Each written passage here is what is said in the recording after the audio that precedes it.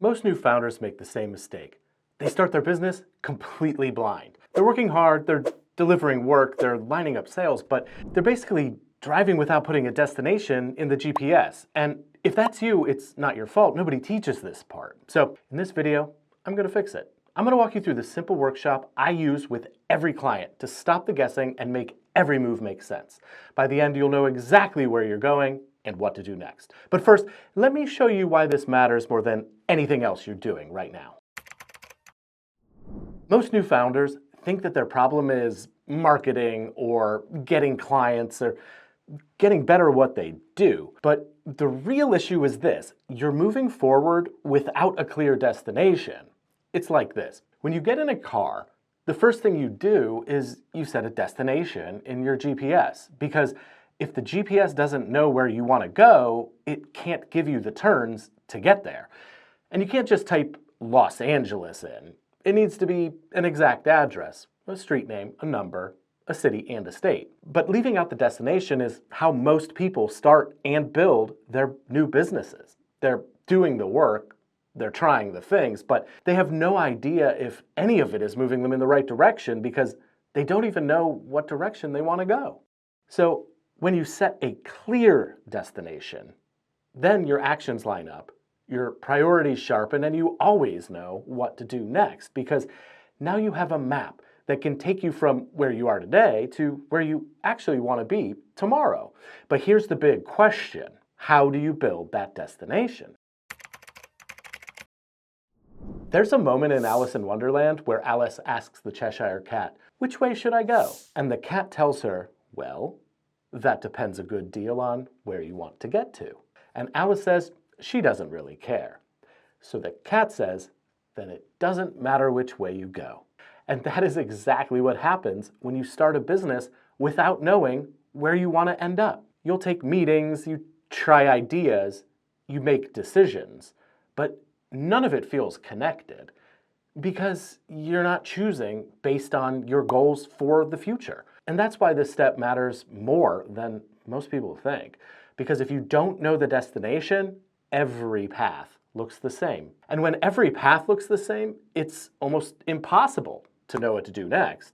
Okay, let me show you how to make this real. I'm going to walk you through the exact workshop that I use with every client and I use in my own business. If you want to follow along, you can download the same whiteboard I'm using. It's linked below and totally free. We'll start with a simple question. What is it that you want to have happen? Not the tasks you want to do, but the future outcome you want to create. For this video, I'm going to use a fictional social media company as our example. It's actually the same one we used in our last video. Check that out next. I'll link to it here. Okay, so we'll open up the board here. And in this first section, start putting in some potential goals for a social media company as an example. So to be the go-to partner for small businesses who want real growth online, okay? To build the #1 content studio in my city, to run a niche agency that helps home service businesses dominate the local market, or to build a business that supports my family and allows for a comfortable lifestyle. Maybe I want a lean remote business where I choose my clients. The key is you want to be thinking about the future here. If you start with where you are today, most likely you're going to come up with a task-based list, like I want to make content or I want to manage accounts. You can add those here too, but those are really more short-term tasks. Think about the near future, a year or so, write down a few ideas, continue with the midterm future, like 3 to 5 years out, and what does your business look like there? Then think about the long-term future, like the end of your career. How do you want to leave the business? What state is it in? What does your life look like? And even what does the industry look like because you made an impact? Different businesses will have different answers, but the idea is the same. A designer might say, to be the brand designer founders choose when they're starting a new business. And yeah, that one hits a little close to home. But a fitness coach might say, I want to become the go-to coach for busy parents who want a sustainable, healthy lifestyle. A wealth advisor might say, I want to be the trusted guide families turn to when they want real financial stability. Your destination is the future that you're actually trying to build. This step is all about choosing that future. And once you choose the future you want to create, the next thing we'll discuss is what will really make or break your path, the way the world sees you. You've chosen the future you want to create, but that future only becomes real if people see you in a way that matches it. Think about it like this. If you walked into a restaurant and the host said, well, we don't have a menu, but we can make you anything. Well, you wouldn't feel confident ordering, would you? You'd wonder what they're actually good at. But if that same restaurant said, we're known for our handmade pastas, well, suddenly know exactly what to expect and exactly why you're there. All businesses work this way. People hire you, trust you, and recommend you based on, what they think you're known for, not what you hope they'll guess. And if the world doesn't know you for something clear, they don't know how to choose you, even if your work is great. So let's apply this. Open up your workshop whiteboard. So in this next section, we're going to figure out what you need to be known for to make your future real. We'll stick with our social media company as an example.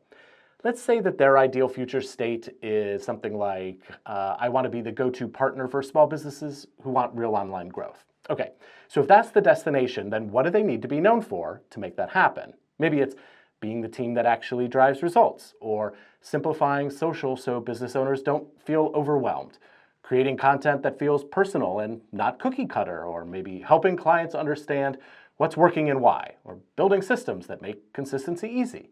So notice how different each one feels? Each known for sets up a different business and a different path to the future.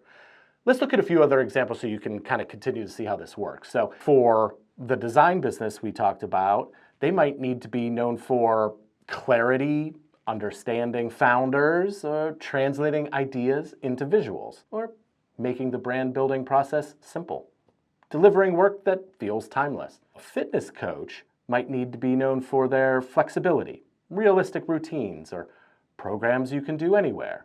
Accountability, simple sustainable nutrition plans. The wealth advisor we talked about might need to be known for removing fear, teaching clearly, planning for the long term, helping families feel confident, transparency.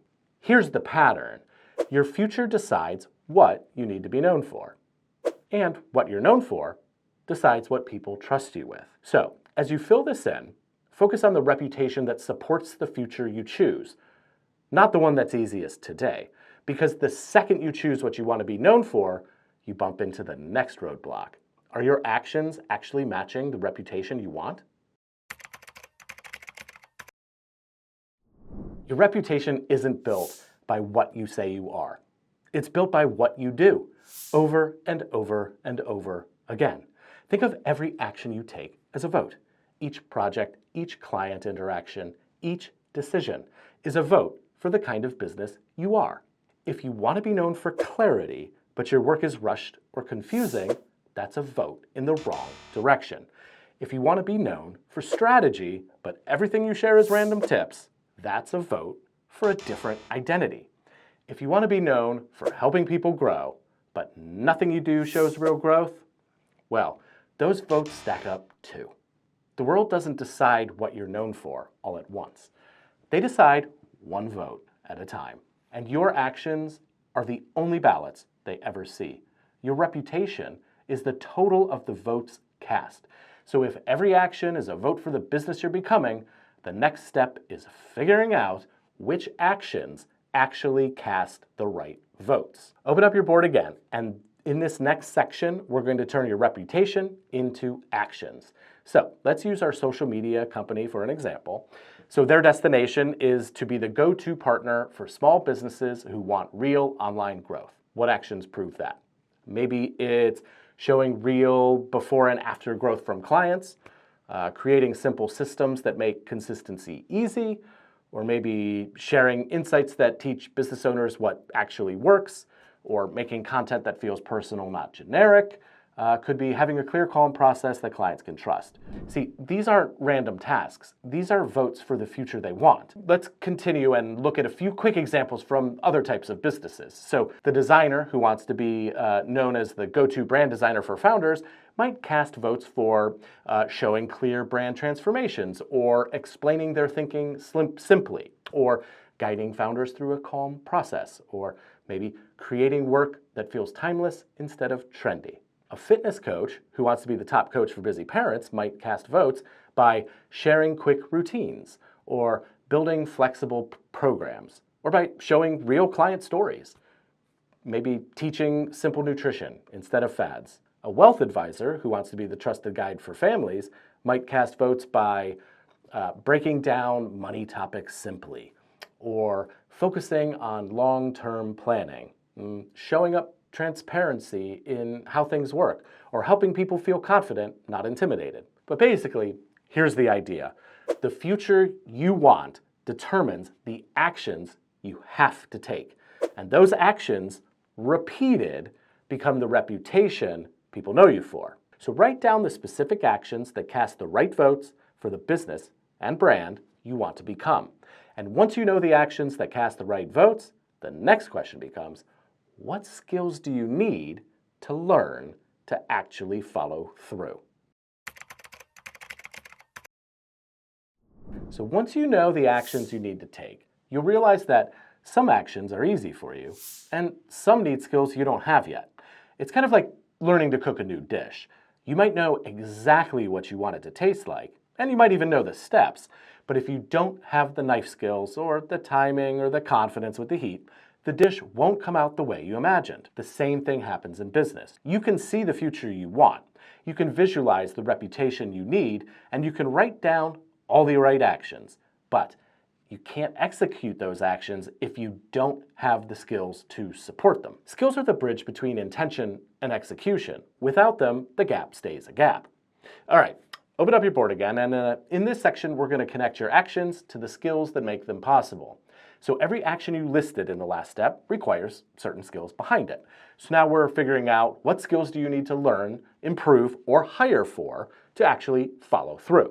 So let's go back to our social media company example. So their future is to be the go-to partner for small businesses who want real online growth. Their actions were things like showing real before and after results, simplifying social for clients, creating personal feeling content, etc. So what skills support those actions? So maybe data analysis, so they can pull real growth insights, storytelling, so their content feels personal, system design, so clients stay consistent, communication, so business owners understand what's happening, project management, so everything stays calm and organized. See how this works? You're not choosing random skills, you're choosing the skills that make your action possible. And here's the good news. You don't have to already have every skill on your list. You probably won't. You can learn them, or you can hire someone who already has them. Both paths get you closer to the future that you want. Let's look at a few other examples. So the designer who wants to be the go-to brand designer for founders might need to learn creative direction, brand strategy, client communication, typography or layout fundamentals. The fitness coach who wants to be the top coach for busy parents might need to learn program design, habit coaching, time-efficient training, simple meal planning. And a wealth advisor who wants to be the trusted guide for families might need to learn financial planning software, long-term strategy planning, risk management, emotional intelligence. No matter the business, the pattern is simple. Your destination determines your actions. Your actions determine your skills. So write down the skills you need to build the future that you want. Not just the skills you already have today. You've done the hard part. So now, you've defined your future, your reputation, your actions, and your skills. But if you miss this next step, it's all just thoughts in your head. There's one thing left to make it real. Let's turn everything you've built into one clear statement. This is a crucial line that will keep you on your path. And if you have a team, it'll keep everyone moving towards the same destination. Here's the simplest way to start. Use this fill-in-the-blank framework to get a first draft on the page. It uses the answers from the previous steps to fill in the blanks, Mad Libs style. So I'm building a business that, future destination, by being known for reputation, taking consistent action through actions, and developing strengths in skills. Now, this isn't supposed to sound perfect. It's supposed to just get all of the parts of the workshop into one place. So let's walk through it using our social media company. Their clunky first draft might look like this. I'm building a business that becomes the go-to partner for small business growth by being known for simple, personal content, taking consistent action through teaching, results, and systems, and developing strengths in data, storytelling, communication, and planning. Technically accurate, but it's a little convoluted. So now let's refine that into a clearer, more natural vision statement. Same ingredients, cleaner writing. To be the go-to partner that helps small businesses grow with personal content backed by clear teaching, real results, and storytelling. And that's your internal guiding vision statement. It reminds you where you're going and why your decisions matter.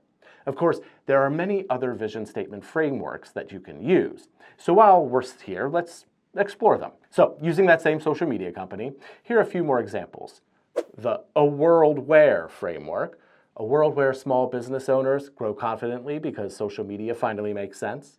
Or the A World Without framework, a world without confusing, overwhelming content strategies holding small businesses back. The So That framework, we simplify social media so that small business owners can build consistent, confident growth.